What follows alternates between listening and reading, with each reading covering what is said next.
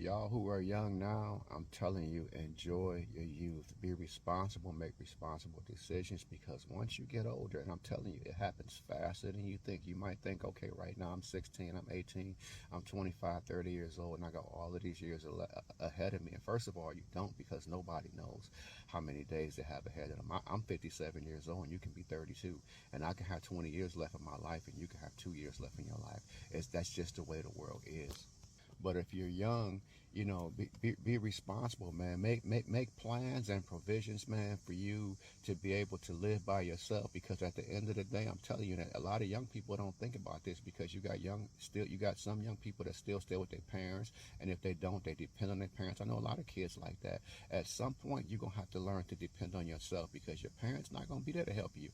After a while, in fact, nobody's gonna want. If you a man, if you a grown man that can work, at some point, nobody is going to want to help you if you're not helping yourself.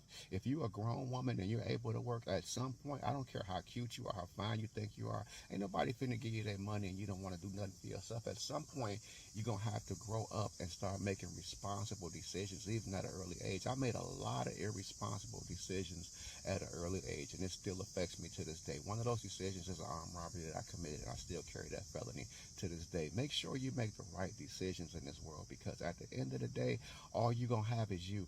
If you're not a person that's a go-getter, if you're not a person that's out here grinding and trying to do for yourself and you're dependent on other people, other organizations, welfare, anything like that, because you don't know on what day that mess is going to be cut.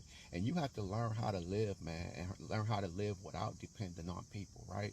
Without, me myself, I moved out when I was about 18 years old, and I didn't want to go back home. And I know times are different right now. People are going to say that times are different and it's harder. And in some ways it is, but in some ways it's not. It all balances out because there's a lot of things we didn't have as kids in order to find jobs. We had to catch the bus and put in applications and things like that.